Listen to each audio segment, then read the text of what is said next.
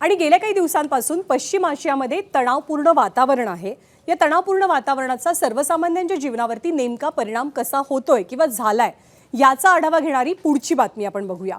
महागाईचे चटके गेल्या अनेक दिवसांपासून जाणवू लागलेले आहेत।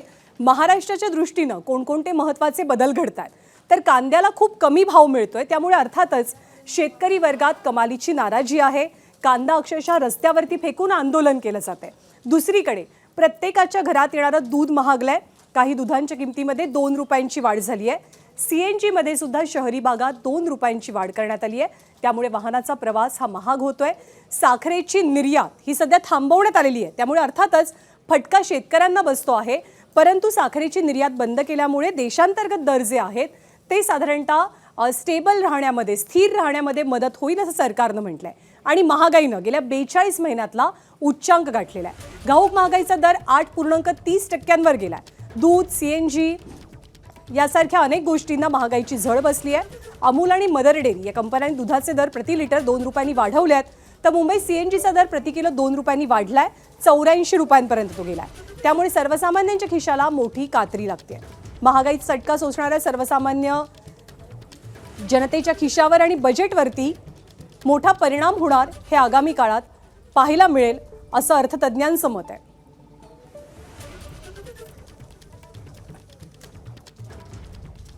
तर दूध दरामध्ये जी वाढ झाली आहे, तर दूध दराबद्दल झालेल्या वाढीविषयी सर्वसामान्यांचं नेमकं काय मत आहे, त्यांच्या काय प्रतिक्रिया आहेत आपण पाहूया। घर चालवायचं कसं? दूध तर प्रत्येक गोष्टीला दूध तर लागतं। सकाळी उठल्यानंतर दुधाचंच काम असतं। लहान मुलांना दूध द्यायचं असतं, शिवाय आम्हाला चहा प्यायचा असतो। कोण आलं गेलं त्यांनाही चहा द्यायचा असतो।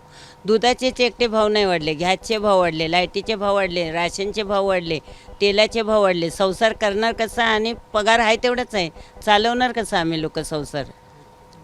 सगळ्याचे भाव, घरापासून, घर भाड्यापासून, दुधापासून, सीएनजीपासून, सगळ्यापासून, पेट्रोल डिझेल या सगळ्याचे भाव वाढलेले।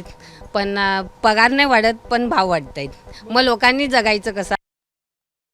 जसे दुधाचे दर वाढलेले आहेत तसे सीएनजीचे दर सुद्धा वाढलेले पाहायला मिळतात। सीएनजीच्या वाढत्या दरांसंदर्भात वाहन चालकांनी कसा संताप व्यक्त केला आपण पाहूया।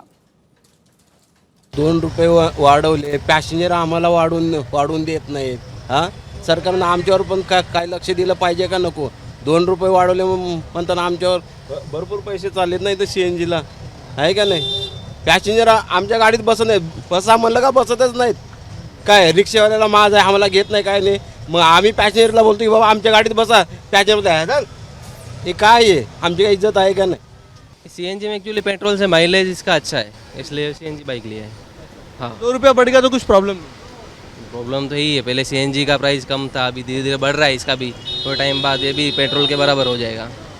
इलेक्ट्रिक लेंगे तो अच्छा है, इलेक्ट्रिक बाइक अभी तर अजून जास्त मेहनत करायला लागेल आम्हाला। त्याच्याविषयी गिराईक सुद्धा नाही येत आता। गाडीमध्ये शेअरिंगला सगळेजण निघून जात आहेत, त्याच्यामुळे अजून धंदा कमी होत चाललेला आहे। याचा परिणाम थेट होणार? परिणाम होणारच आहे, सगळ्या गोष्टीवर परिणाम होणार आहे।